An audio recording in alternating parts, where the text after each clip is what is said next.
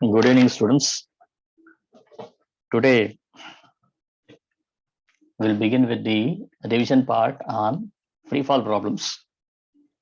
So, this could be used for students who are studying for 11th standard or maybe IGCSE or DP1. Okay, so towards it, let me begin with this. The problems that I describe here are quite unique, like they do not belong to any particular grade. So, one can use it for any grade. Is only to master the concepts. There's a methodology that I thought maybe I would like to write something like a book or something. So anyway, so I am beginning with this. So just provide your feedback after your videos, after watching this video on the YouTube itself. This would help me to improve myself. Okay, so to begin with, let us start with a problem like this. A ball falls freely to the ground. So currently the background here is only about looking at particles which are falling freely to the ground, which means I have an object over here. It falls down like this. This is the ground. So now a ball falls freely to the ground. Now, what do you mean by freely? Freely in the sense I did not throw it down by force, but instead I just dropped it. Okay. So when I say it is dropped, so that's what it says. A ball falls freely to the ground. Then why does it bounce back? So the moment you see the ball comes down over here, it bounces back over here. So what is the reason for this to get bounced back? Now, as you observe, when the ball reaches this position and it hits over here, to the floor, now this is now exerting a force on this. Now, as a result of this, by Newton's third law, the floor should also exert an equal and opposite force to this, which you call it as a normal force. Now, this normal force is now pushing it like this. So, which means that this nothing but, okay, if you have an object, according to Newton's first law, if you have an object, okay, and if there is no force acting on the object, definitely the object will be at rest. But if you have an object and you are pushing the object like this upwards, then definitely you can expect that the object should move upwards. So that is what is happening here. So why does it bounce back? The answer here is that the floor exerts a normal force. And this normal force is equal to mg. And as a result of it, the ball just moves upward. Okay, will it bounce back to the same height? Now, how do we answer this? Now, if it has to bounce back to the same height, the first question we should ask is, when I drop the ball from here, why should it come down? Okay, because you know, when you want an object to come down, okay, so you can always say there's a gravity, there's a pulling force, but still it has to do some work. And if it has to do some work, you have to provide some energy. Now, where does the energy come from? The energy for this ball comes from the potential energy it has acquired. And you already know the potential energy acquired by the ball is nothing but mgh. So this already has a potential energy mgh. Now, as it keeps on coming downwards, it does not lose its energy, but instead I can say the potential energy gets converted to the kinetic energy. Okay. So therefore, as long as it comes over here and it hits it, all the potential energy here, which you call it as mgh, which you already studied, will now be equal to your kinetic energy, which is nothing but the velocity, the v I have written here, m is the mass, v is the velocity. V velocity is the velocity of the ball just before it strikes the floor, or the velocity at which it strikes the floor. Okay. The moment it strikes the floor, then what can happen is the floor can take up some part of the energy. Let us say, for example, it strikes the floor with an energy equal to 100 joules. The floor can take an energy equal to 0.5 joules. Okay. So as a result of it, when it rebounces, it will not have 100 joules, but instead it will only have 99.5 joules over here. Now, with respect to this, now you see that when the ball was dropped from here, at the topmost position also it has 100 joules. When it came down, the same energy was present. I have assumed one thing here. That means there is no air resistance, no energy has been dissipated in the atmosphere. And when it hit the floor, the same energy was being given to the floor. And the floor did not take up all the energy. It took up a part of it, it absorbed a part of it and gave the rest of it, which means giving you 99.5 joules of energy. When it gives you 99.5 joules of energy, do you expect the object to go upwards? See, do you expect the object to go upwards to the same height? It will never go to the same height. What is the reason? The reason is because you see this mgh is equal to 100 over here. See, this m is not changing, g is not changing when it hit the floor, right? Only value that of h, if suppose this becomes 99.5, The only thing that can change here is the value of h. So therefore, the value of h should reduce because this part of it is reducing. mg is not changing, and as a result of this, this will not bounce back to the same height if energy is dissipated while colliding. Now, what phenomena do you observe when the ball hits the ground? Now, I have already mentioned the keyword here, colliding, or you can say there is a collision, right? So when the ball comes over here, it comes down because of gravity. When it hits the floor, it collides with the floor, and thus the process here, or the phenomena that we observe here, is nothing but collision. Okay, let us move on to the next one. Propose a suitable frame of reference for calculating the kinetic parameters. So now what we have is, we have a ball which was dropped from a certain height, and this was the floor, this was the height, and then when I dropped it over here, it came down. Now, what is a suitable frame of reference?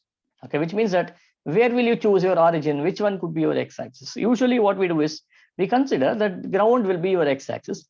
But here, since the ball is being thrown downwards or being dropped downwards over here, I will consider this as my x-axis, this as my y-axis, this as my y-axis. So when the ball is coming down over here, I'll consider this is my minus y, and this should be your minus x. The horizontal line like this is your minus x. Okay, so therefore anything that you measure here will always be negative. For example, if I consider the velocity, then the velocity here is negative. Velocity is negative. Then displacement, see, the particle is coming in the negative direction. So displacement is also negative. What about acceleration? Acceleration is always negative, which you have learned so far, right? What will be its initial velocity when the ball is dropped and when the ball is thrown? When the ball is dropped, what happens over here is that when you're just dropping the ball, it comes down. The reason is because gravity is pulling it. That means the initial velocity, the velocity at which it starts, is 0 over here. So this is the condition when you say dropped. Always remember this, dropped means the initial velocity is 0. When you say that the ball is thrown, which means that the ball has an initial velocity. Initial velocity is greater than 0. Okay, so if it is a negative direction, you can say that this magnitude will be greater than 0, but the direction is taken as negative. So this, okay, there's a difference between these two. In every problem, you will be observing this. So they will not give you the initial velocity, but instead they will say it is only dropped over here. So in that case, you can consider u to be 0. Remember, don't take the value of g to be 0. Okay, if the value of g to be 0, then what can happen? If g is equal to 0, then there is no change in velocity. There is no change in velocity divided by time taken. As a result of it, the object will stay here itself. It will not move. Am I right? Okay, let me move on to the next one. Then why should it bounce back vertically and not at an angle? Now what did happen? You threw a ball, you dropped a ball, it came here, then it vertically went back like this. So my question is that when I dropped the ball like this, why can't, the moment it bounced back over here, why can't it go like this? Why can't it go like this? Why can't it go like this? Why should it always bounce back in the same vertical direction? Now, what is the answer here? See, why did it go upwards? First of all, as we all know, it went upwards. The reason is because there was a normal force acting here. You apply the normal force here. For example, if I have a box over here, a geometry box, for example, which is lying on your table, you apply a force in this direction, you should expect the object should always go in this direction. Can you expect the object to go in this direction? You cannot, right? So in a similar way, you see that the object will always bounce back because the direction of this force is like this. The change in velocity is in this direction. And as a result of it, you should expect it like this one, right? But you may have a question. If I drop an object like this, now what can happen? Okay, we will address this question later on. But currently, let us look at this. We will do this when we come across forces. Then, what is the force acting on the ball when it is about to hit the ground? If the mass of the ball is m grams. Now, what happens is, you have the ball here, this is the floor here. Just let us say it is 1 nanometer before. Okay, what is the force here? Now, this ball already has a mass m. Okay, so now acceleration due to gravity is g. So therefore, m into g is nothing but your weight of the ball which is acting here. Now let us look at this. What was the force acting on the ball when the ball was dropped? That means the ball was here. Okay, it did not reach the ground. At this point, what was the force? Don't tell me it is 0, but instead here also the mass was unchanged. The gravity was also unchanged, same value of gravity. So m into g will once again give me the force over here. Now, why should I take F equal to m into g? Simple reason, Newton's laws, which tells you F equal to m into a. M is nothing but mass of the object. The moment I say a particle, it has a mass m. And a, what is a? Acceleration due to gravity. So therefore, it is like this. Strictly speaking, you should not just write F equal to ma, you should write minus F is equal to minus m into g. This negative sign goes away, so you get F equal to mg. Or maybe, okay, so you can always say that F equal to mg minus mg. Okay, maybe this is not the right way. Okay, you can write like this, F equal to minus mg. Minus mg, the negative sign signifies that the particle is moving downwards. Okay, then next, continuing with the same question, what is the speed of the ball when it is about to touch the ground? And how does the speed change if the mass is 10m? Okay, now let us assume the ball is at a height h. What is the speed of the ball when the ball is about to touch the ground? It is just about to touch the ground. See, there's a small difference over here. And what is the speed at this point? So in that case, you can now write, how do we do this problem now? Now, what is the case here? You see that the acceleration is equal to minus 10 meter per second square, minus 9.8 or minus 10. For the sake of easy calculations, we'll take minus 10. So as a result of this, acceleration equal to minus 10, and which is a constant. So you can use your SUVAT equations of motion. You can use this. So what we do is, let us say the velocity here is v, the velocity here is u, and it says ball falls freely to the ground. We had been assuming only free fall. So I'll put u equal to 0 here. So one of the equations which we can use is, we can say v square equal to u square plus 2as, and then we know that this h is nothing but negative h. Okay, let us use a sign convention appropriately. This is my x-axis, this is my positive y-axis, this is my negative y-axis, negative x-axis, and this is my negative y-axis. So u equal to 0 plus 2 into a is minus g, and s is minus h. So which should now be equal to 2gh. Thus you see v is equal to square root of 2gh. This is the velocity of the ball when it reaches this point. Now what happens if the mass is being 10 times m? It means the mass that you have here is not a small ball. I use a small marble, for example, and later on I use a big volleyball or a football and something like that, and the mass is 10 times m, then what will be the velocity? Now the velocity here would be one and the same, because you see the velocity here does not depend upon the mass, so it is the same. Or I can ask the same question in a different way also. I can say I can take a marble which is 1 gram, and I can take a football which is something like 1 kg, and I will drop both of them. This is 1 gram, and this is, let us say, a football is weighing not 1 kg, would be around let us say 300 grams. 300 grams. Now see, the mass of this is 300 times more than this one. And when you drop both of them will have the same velocity when it reaches over here. Now, can you tell me what will be the time taken by the ball? Okay, which one will reach faster? Is it the marble or the football? Now, what is your answer here? This also comes from here. We know that if the velocity is same, v minus u divided by t is equal to a, right? And then u is equal to 0 for both the objects. So therefore I'll put u equal to 0, and thus v divided by a is equal to t. Now what is v? 2gh, root of 2gh. We have already got this. Root of 2gh divided by a. What is a? A is nothing but g, which is coming downwards. Okay, this should be equal to t. Now you see, does the time required for the fall, does it depend upon the mass? It does not depend on the mass, right? So therefore, whether it is a small gram of gold, or maybe is it a small marble, or maybe it's a 300 grams football, both of them will come with the same time, will fall or will touch the ground at the same time, right? But both of them should be dropped. It should not be one is thrown, the other one is dropped. That should not be the condition, right? If the height of the fall is h meters, find the average speed of the ball. Average speed terms are very important. Average speed, which means you should have u plus v divided by 2 here. This is what we require here, right? Average speed, you can also say total distance by total time taken, or you can use this only if the acceleration is constant. So here you can use this. So therefore, now v average will now be equal to 0 plus v, which is root 2gh divided by 2, which should now be equal to root of GH by 2. Okay, if you know what is the height, you can substitute. G is 10, you can get the answer. Then what is the momentum of the ball before and the momentum of the ball? This is not moment, this is momentum. Make the correction here. Momentum of the ball. Oh, I'm sorry, just a minute. What is the momentum of the ball before and at the moment of collision? Momentum of the ball before, okay, which I meant to say, that is when it was dropped. Okay, this term is incorrect. Momentum of the ball when it is dropped. When it is dropped and at the moment of the collision. When it is dropped, your initial velocity is 0. Okay, as a result of it, the initial momentum was m into u initial, which is 0 over here. Then the final momentum, when it is about to collide, is Pf should now be equal to m into v, which can be written as m into square root of 2gh.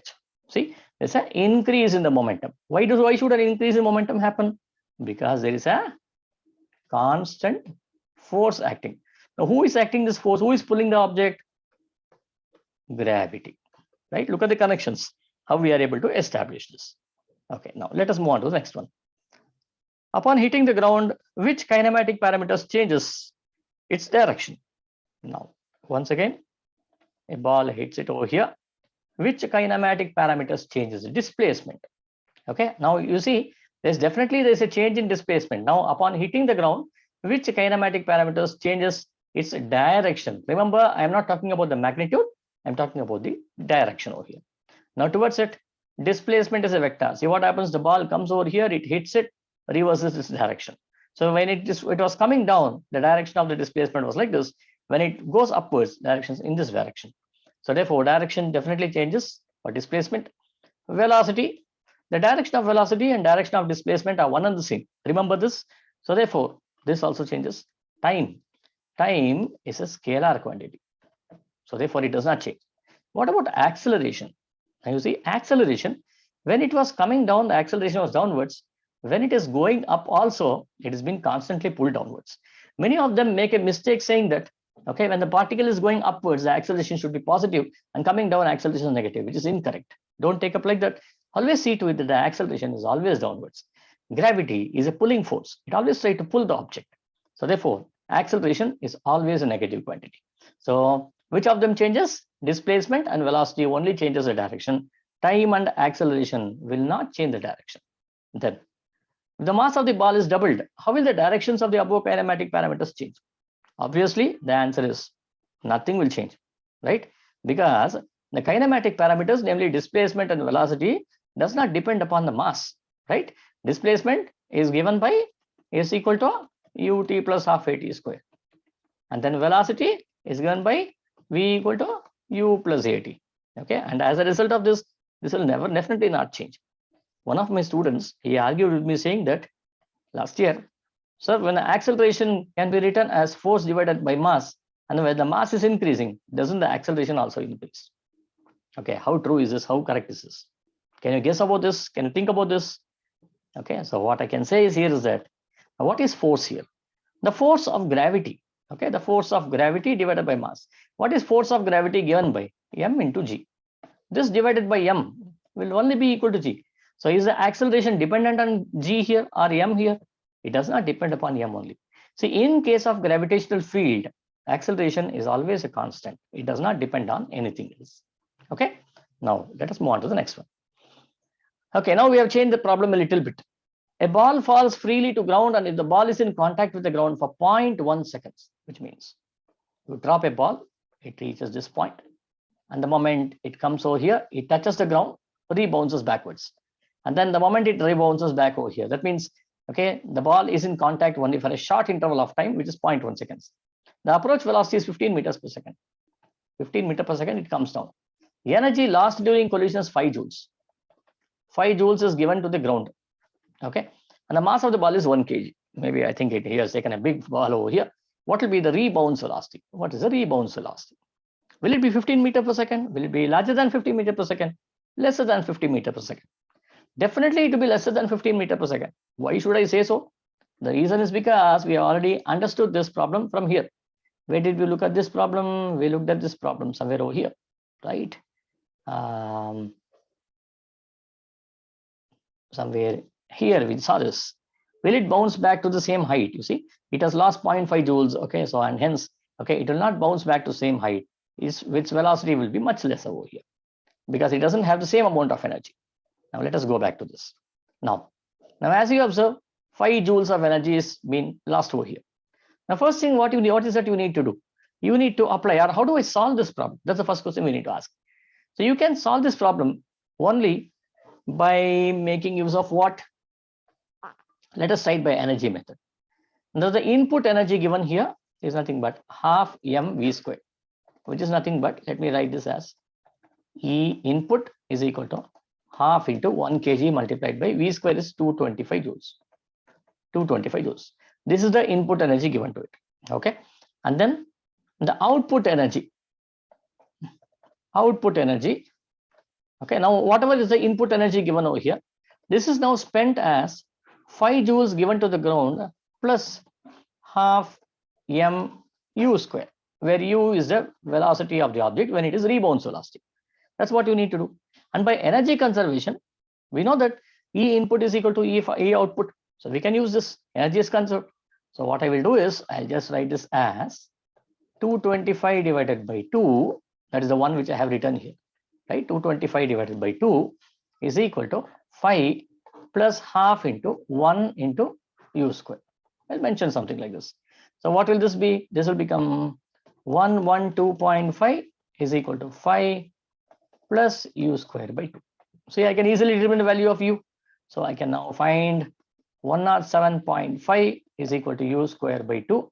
Our u square should now be equal to 2 5s are 10, 1 2 7s are 14, 15, 215. So that means u will be equal to square root of 215 meter per second. You can determine what is this value, right? So this is how you will be able to find out what is the value of the rebound velocity. Now what did we do here? We just use our conservation of energy. Can we use conservation of energy? Yes, obviously we can use it.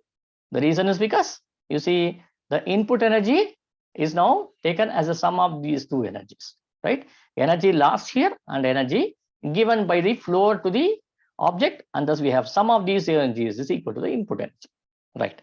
Now what is the force acting on the ball and in what direction? Force acting on the ball. Now what is it? Once again we need, whenever I talk about force, the only equation that is helping for us is F equal to m into E. Now towards this, is the value of m known to you? M value is given to you, 1. You just need to determine the value of acceleration. Now how do I determine the acceleration?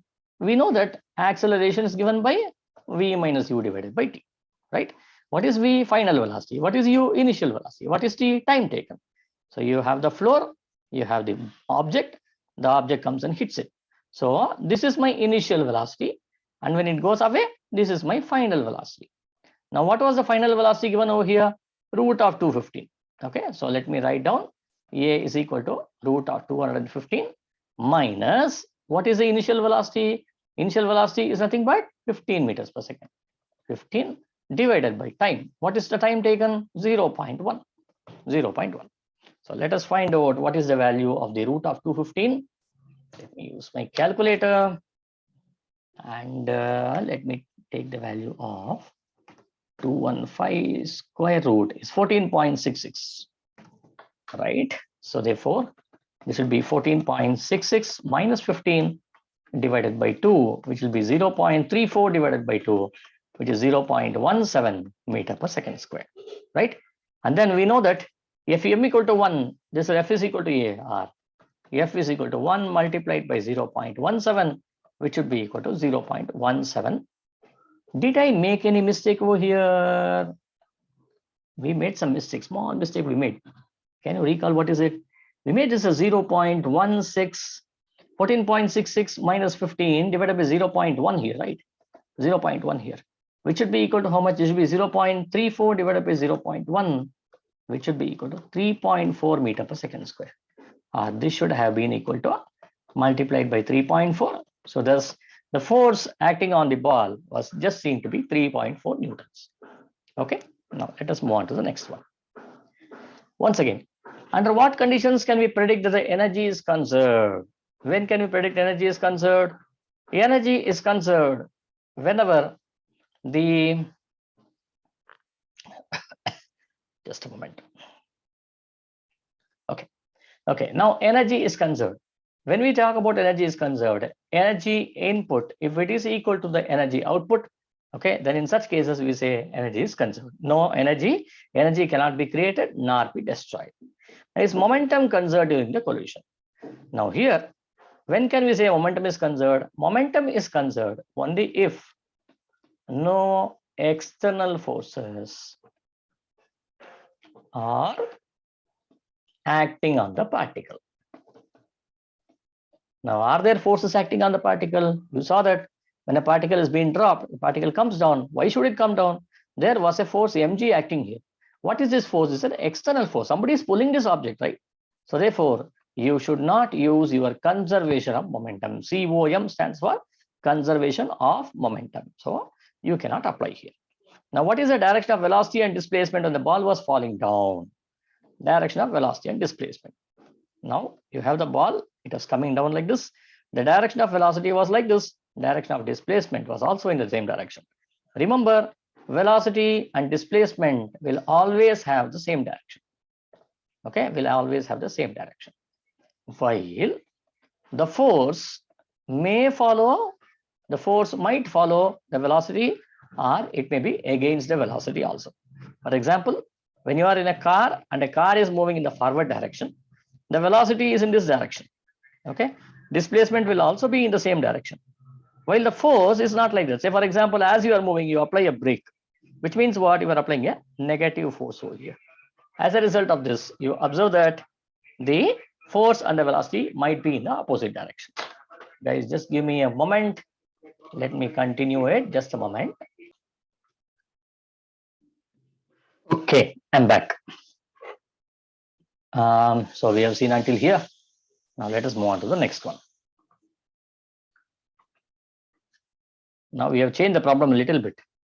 A ball is dropped obliquely and falls to the ground, making an angle of 60 degrees with a vertical. Okay, now you see it has been thrown like this. Can this be treated as a free fall or not? Now, can this be a free fall? Now, when I talk about free fall, now what is the actual meaning of free fall? The actual meaning of free fall is that there is only one force acting. Okay, so when you are throwing it like this, the moment the ball leaves your hand, the force with which you throw, okay, vanishes. And you have given the energy in this direction, nothing else. Okay, you have given some energy in this direction. As a result of it, it goes. But the force acting on the ball, the moment it leaves your fingers, is only the gravitational force. So definitely, there is a free fall only. Okay, so it is still considered as a free fall. Then, 11th standard student estimates the distance of the ball from the origin to the place where it hits the ground as h tan 60. Verify his claim. Now the ball starts from here. What he has done is he has drawn a triangle like this. He's drawn a triangle like this, and he thinks that, okay, as I throw the ball like this, okay, it moves like this and it falls over here. Let me call this point as some O. This is point A. This is B. And what he has done is he has just said, okay, so this value where it hits over here is h tan 60. Let us verify, okay, whether from the triangle law, whether it is correct or not. So we know that tan 60 here, tan 60 is equal to h divided by OA, or OA. I'm sorry, this should not be. I'm sorry, I made a mistake here. OA divided by h, or OA, is equal to h tan 60. Do you agree with this statement? Think about it for a while. Okay, this is completely incorrect. Do you know what is the reason? When I throw an object like this, do you think the object will always go straight like this? It won't go like that, but instead it will start bending like this and falls over here. Why? Because it's a projectile motion, right? The velocity vector is like this. Okay, the gravity is sincerely been pulling it downwards like this. As a result of it, it will now start curving down and to fall over here. So as a result of it, you cannot expect the ball to fall over here. It should definitely fall here itself. Okay, it's a conceptual question. So therefore, his claim is incorrect. So you cannot get something like this. Then a ball is thrown vertically. Okay, so draw the trajectory of the ball after bounce. So what I should do is actually I should draw a curve taking this vector, what I have drawn here as a velocity vector, and the vector here should be tangential to the curve. Okay, which means that it should start here and should be tangential only at this point, and then you'll be able to draw it like this. Maybe write like this over here. Okay, such that the vector is always tangential only at the point where it is being thrown. At this point, it should be tangential. It should not touch these regions. I'm drawing it incorrectly. It should be drawn be correctly. Okay, then. So therefore, this is a projectile motion, but don't consider the actual equations of projectile. It will not work. So why shouldn't it work? Because you see, the starting point and the ending point are not on the same x-axis. It's at a different place. What would be the velocity of the ball when it hits the ground? When it hits the ground, what could be its velocity? Now, how do we do this? Now, I said that it has been thrown with a velocity u. Let me go back to this. Dropped obliquely. Now, one more question here is that when I say dropped, you cannot drop obliquely. You always have to throw. That's what I did not explain there. Okay, so this part is completely incorrect. You should not write like this as dropped, but instead it should be said thrown. Okay, so that means you are giving some velocity over here. When you say dropped, you are going to drop here. That means you are just going to leave your fingers. That's it. You're holding the ball, you leave your fingers, which means the ball will only flow downwards. But when it is going like this, that means you are now throwing it like this. Okay, throwing it like this. The gravity does not pull like this. Gravity doesn't say I'm going to pull you like this, right? Until unless there's an inclined plane being kept over here, you can expect the particle is being pulled by a component of gravity like this. But here nothing as such is happening. So thus you are just throwing the ball over here, right? Now what will be the velocity of the ball when it hits the ground? When it hits the ground, what is its velocity? So here the best thing is to use energy mechanics. Now first ask the question, what was the velocity of the ball when you threw the particle? Okay, what was the energy of the particle when you threw it? The initial energy here was seen to be half mu square plus mgh, right? This was your initial energy. Okay, whether you throw it like this, you throw it like this, you throw it like this, whatever it is, this was your energy. Then your final energy, when it reaches this point, when it touches the ground, your h value becomes 0, but its kinetic energy increases, which means it should just be half mv square, right? And thus you can now say half mv square should now be equal to half mu square plus mgh. This m goes away on both the sides, so thus you will be able to write v square equal to u square plus 2gh. Or you take the square of the velocity, square root of it, you will be able to write v should be equal to square root of u square plus 2gh, right? Okay, which is nothing but your equations of motion. We have got the same one once again. Then, can we apply conservation of momentum or energy in this problem? You will not be able to apply the conservation of momentum because there's an external force acting here, but we had already applied the conservation of energy, and thereby we are able to get the velocity expression here. Hope it helps. Then, a ball attached to a string is gently lowered with a uniform speed. Now we have changed the problem a little bit more. So what I have done is I have taken a string, I have connected a ball here, maybe a pendulum bob, for example, and slowly I'm lowering it over here. I'm lowering it over here slowly. Okay, towards the height, towards the ground from a height. From a certain height, I'm going to lower it. Write the force equation under FBD for the above situation. There are some phrases here, are gently lowered with an uniform speed. Okay, so when I talk about gently lowered, which means at every position, it's moving with uniform speed and slowly being moved, which means the tension which you observe here on the string is always a constant. Okay, this is what you should understand. The tension is equal to a constant.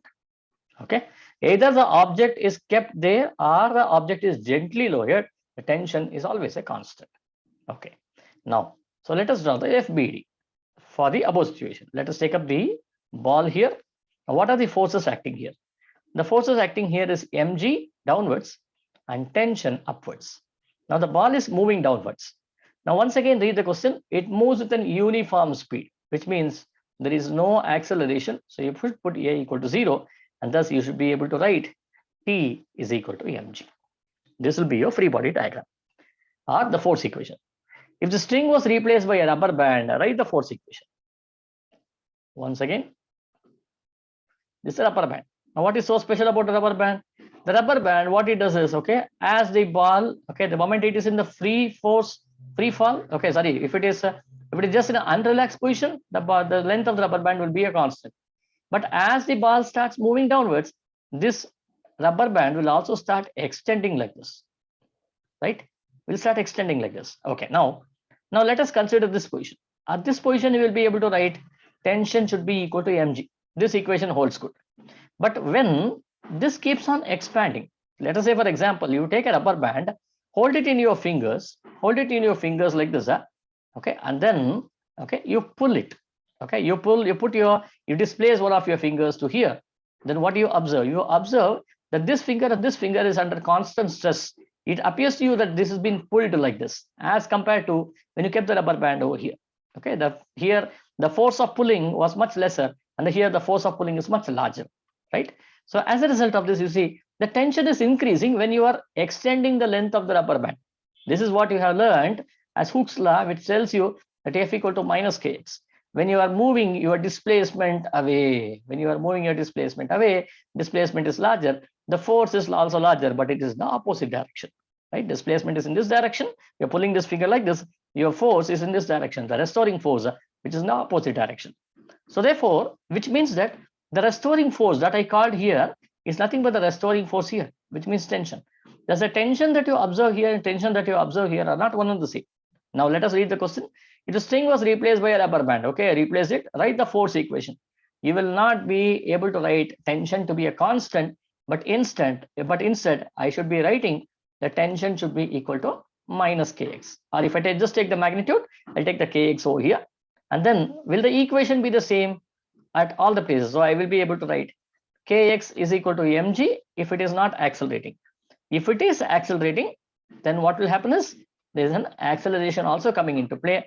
mg is coming downwards like this, and thus your free body diagram will now become mg minus t, mg minus t. See, mg minus t should now be equal to ma, or m into g minus a is equal to t, which should now be equal to kx. This is the way how you need to write it. Okay, now let us move on to the same one. Okay, now have we answered both? So we have written the force equation. Will the equation be the same for all places during its fall? Which means that will the tension be a constant? Tension won't be a constant. You can use this equation once again, right? Then a ball is dropped from a height h. A ball is dropped from a height h. Let me write down here. A ball is dropped from a height h and falls into a pool of water. The depth of the water is 2h. This height is h. Let's say pool of water is this one. Pool of water is this. Okay. Pool of, let us say I take a bucket of water, or maybe a water bottle of water. Okay, this height is 2h. This height is 2h.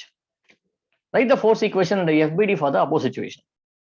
Now, when the particle is here, when the particle is in the air, mg is the only force acting. The particle is coming downwards over here, and thus you can just write mg is equal to ma, or g is equal to a, or a is equal to g.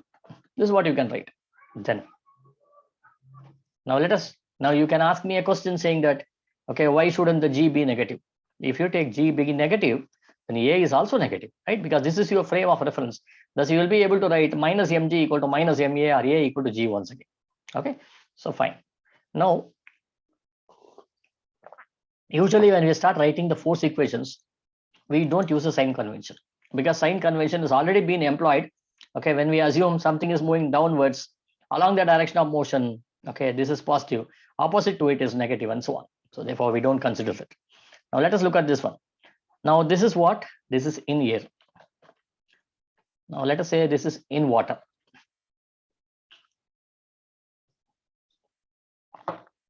In water, what happens?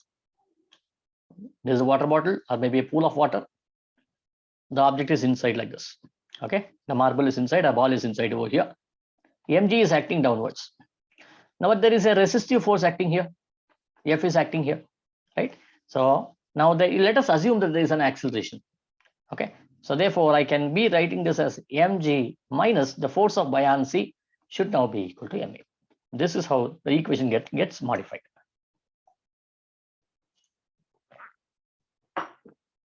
Right. Then if the dimensions of the pool is 5h into 3h, okay, 5h into 3h. So everything is in terms of h over here, 5h into 3h. Let us assume dimensions of the pool is 3h here, 3h here, and this one is 5h. The breadth, so the length here is 5h, whatever you call 5h. Okay, this is 5h, this is 3h, the height is 2h. Okay, the moment I take this ball and I drop it, and the radius of the ball is h by 10. The radius of the ball is h by 10. H by 10. What is the rise in the water level? Will the water level rise? Definitely water level will rise, right? Because you see, when you have water until here, and the moment this falls down over here, so the water level, because this has occupied some volume, okay, so water level should rise. Now, how do I understand, or how do I get the value of what is the rise in the water level? That's what we need to know. According to the mass conservation, now what do we have here? We know that, okay, how do we solve this problem? Let us look at this. The volume of water here is nothing but, okay, before the ball was dropped, was seen to be 5h into 3h multiplied by 2h, which would be 5 3s are 15, 2s are 30, 30h cube.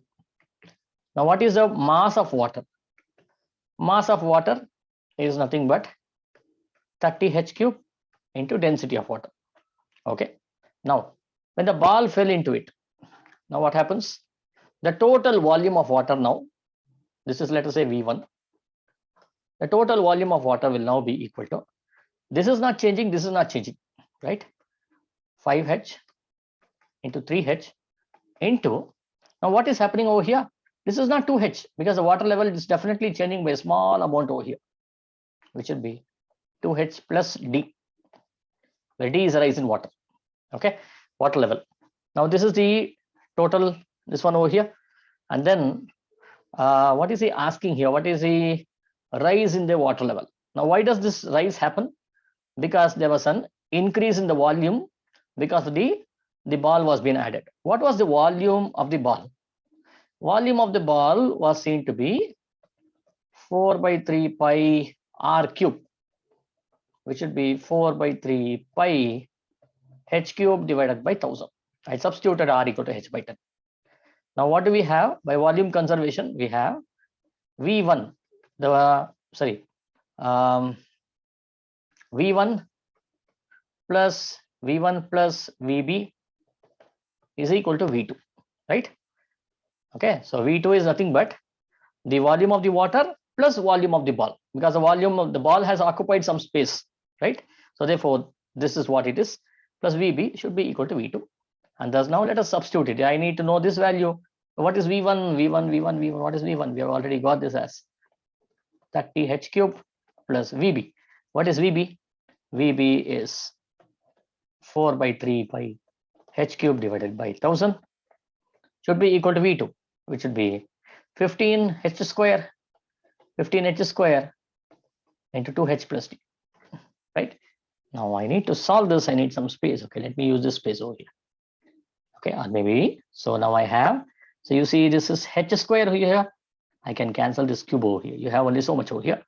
So thus I have 30 plus 4 pi h by 3 into 1000. 4 ones are 4 250s are plus pi h divided by 750. Is it pi h by 750? No, this h will also come outside. I'll remove this h outside. This should now be equal to 15 into 2h plus d. 15 into 2h plus d, right? So thus I can get the value of d as 30 plus pi h by 750, 30 plus pi h by 750 minus,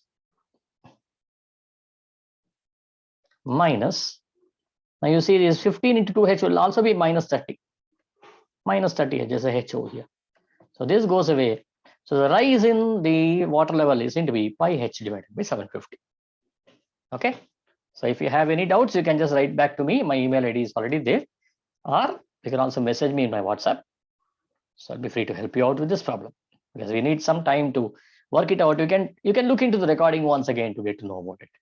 Thus, the rise in the water level is equal to so much. Okay, then now I have changed my problem from mechanics to electrostatics. Okay, we are moving to electric fields. A charged ball falls freely to the ground. I have taken the same ball, but I have charged it now. Okay, if the ball was charged with a negative charge minus q, will the gravitational field be a constant? Now, what is your answer here? So instead of having the mass, the ball also has a negative charge over here. Now it is being dropped. When you drop it, will the gravitational field experienced by the object be a constant? Definitely it is a constant, because the gravitational field depends only on the earth, and not on what kind of object it is. It could be a charged object, it could be a magnet, it could be a sphere, it could be a neutron cloud, it could be anything. But the gravitational field will not change, because you know from the chapter on gravitation, the value of G is given by Gm divided by r square, right? So therefore, the gravitational field will always remain a constant. Then, because you see, m is the mass of the earth, r is the radius of the earth, and capital G is the universal gravitational constant. Then, if the negatively charged ball is falling freely in a gravitational field, will there be any changes in the electric field and the magnetic field? Okay, now let us understand the question. Is falling freely in a gravitational field, the negatively charged. Okay, you can also ask the question like, if an electron is falling freely in a gravitational field, okay, will there be any changes in the electric and magnetic field? Okay, now first question is, why should it have an electric field and magnetic field?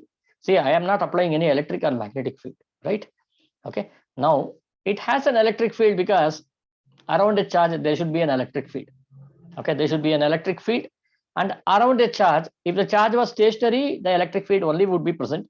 If the charge was moving, it will also have a magnetic field. So definitely it makes sense for us to say that a charged particle will have an electric and magnetic field. If the corresponding sensor is vertically below the ground, I keep a sensor here. Okay, I keep an electric sensor, I keep a magnetic sensor over here, right? Now, when I do something like this and I make the charge to fall down, now what would be the change in the electric and the magnetic field? This is what is the question. When the charge is here, okay, let us say the charge is at rest here, okay, and what would be my electric field? The electric field due to a stationary charge, when I take a charge plus q or minus q, whatever it is, and I find out what is the distance, at a given distance, I find out what is the electric field here. I know that this is equal to kq divided by r square. You already learned this, right? So therefore, when the charge is coming nearby over here, you experience that the value of r is now reducing. When the value of r is reducing, definitely the electric field should increase, right? So the electric field sensor will now detect a larger value. Larger electric field would be detected as the charge starts moving towards the sensor. Now let us look at the magnetic field. Now the magnetic field due to a stationary charge is 0.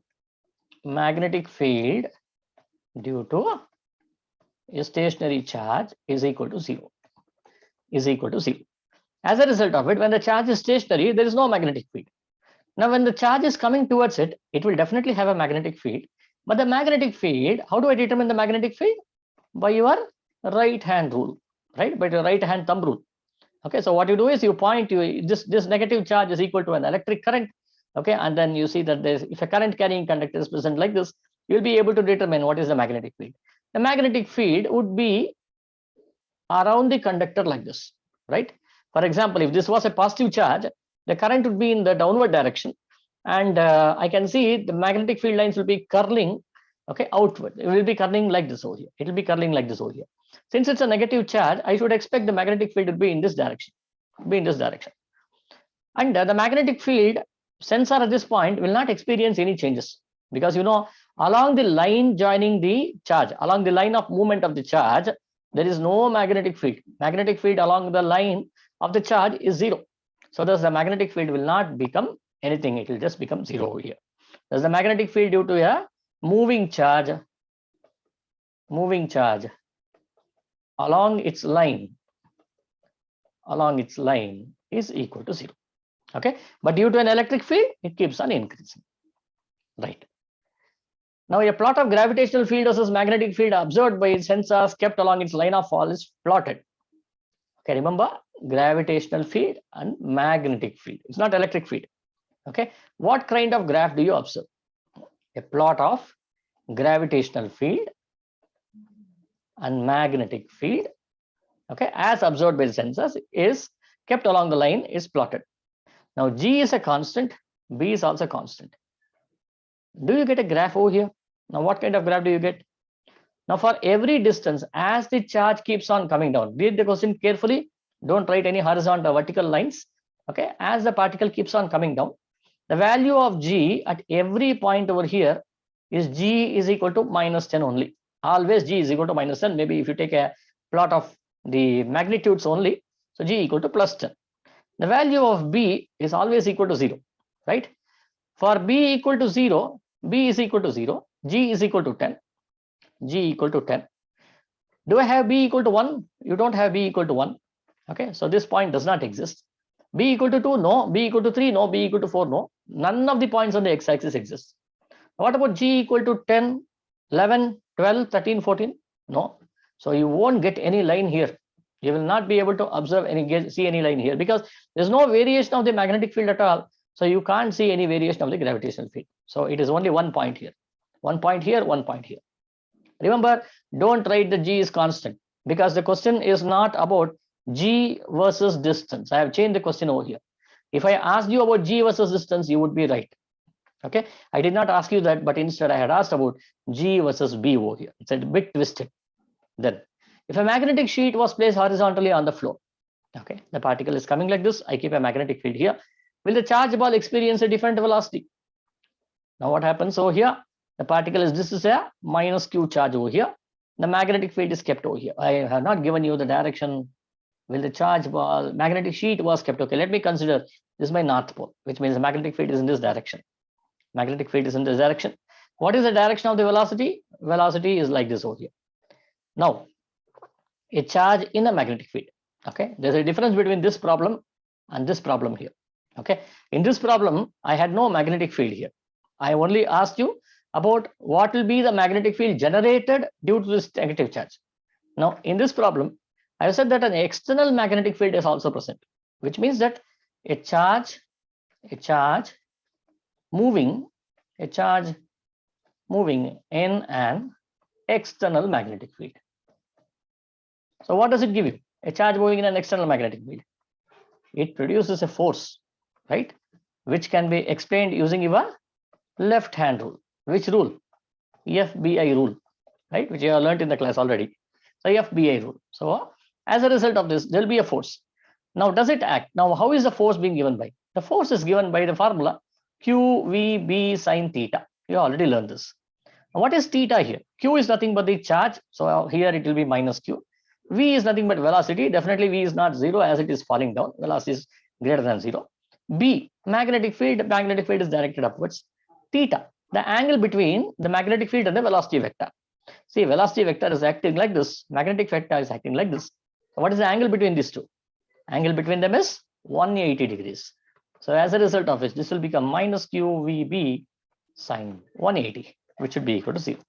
So what happens to the particle? The particle will not experience any force. Okay, the particle will just keep on coming downwards. Right. Then a charged particle falls free. Okay, if an uniform electric field is applied upwards, will it affect the acceleration of the ball?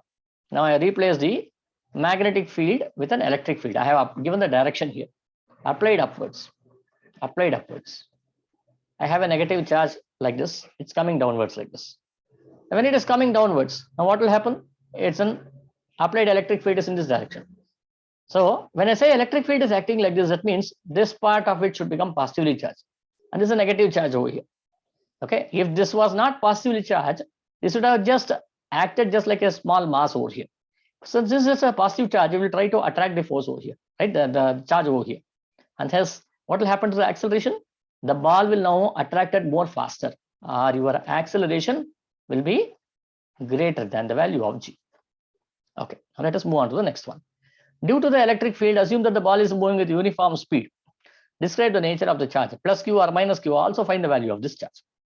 Now, the next question says that due to the electric field, I applied the electric field here. Assume that the ball is moving with uniform speed. Now, I said acceleration in the previous problem, but here I say that It's moving at uniform speed. Okay, which means what? What do you mean by uniform speed? The moment you talk about uniform speed, which means your acceleration is 0 here.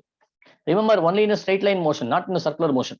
Okay, in a circular motion, when I talk about uniform speed, there could be an acceleration. There will be an acceleration. Not could be, there will be an acceleration. Okay, if it is in a straight line motion, your uniform speed means acceleration is 0. Okay, now when we have this, now let us see what happens over here. When can this happen?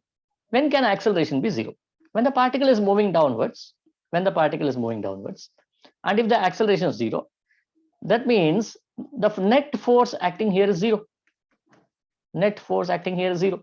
Now, what do you mean by net force acting 0? See, there should be one force which is acting on the particle, which is mg.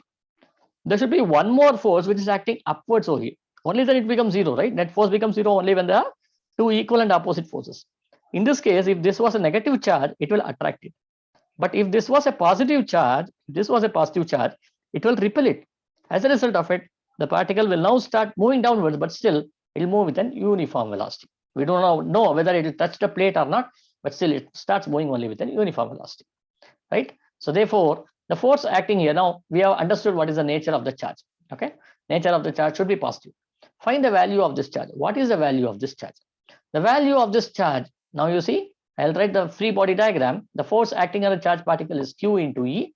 Okay, so therefore, since it is moving like this, I will just write mg minus Q into E should be equal to m into A. But unfortunately, the value of A is 0. Put this 0. So mg should be equal to Q into E, or you should write Q is equal to mg divided by E. The charge that should be present on the object should be equal to mg divided by E. If that is the case, then definitely the particle will be moving at uniform velocity. Right. A charge, okay, find that now this topic applies to your quantum mechanics or your atomic physics. Find the de Broglie wavelength of this ball when it reaches the ground. Okay, read the question carefully. When it reaches the ground. Okay, so when it reaches the ground, or it is, yeah, there are two questions that can be asked here. According to this question, when it touches the ground, its velocity is equal to 0. Its velocity is equal to 0. Sorry, not velocity 0. Its velocity is very higher. I'm sorry. Velocity is higher. We need to find out this velocity. What is this velocity given by v is equal to square root of 2gh, according to the same problem. And thus, your de Broglie wavelength will now be equal to h by mv, which should be equal to h by m into square root of 2gh. This should be your de Broglie wavelength. And if suppose if you just keep it like this might confuse you. Remember, don't cancel this h and this h over here. This h is your capital H, which means the height. Okay, this h is your Planck's constant. Okay, remember this, right? If a plot of de Broglie wavelength versus displacement of the ball is plotted, what kind of graph do you get? Plot of de Broglie wavelength, lambda versus displacement of the ball. Displacement. Do you drop the ball like this? It came down. When the particle was at this point, your displacement was 0. Okay, which means lambda was seen to be infinity. When the particle kept on coming downwards, you see the displacement kept on decreasing over here. Kept on increasing. There's a value of lambda kept on decreasing over here, right? So thus, you see that, just a moment. Yeah, okay. So therefore, you can see that, how do you draw a graph? When I say lambda was infinity is some point over here. I do not know what's this point. It's much farther away. Okay.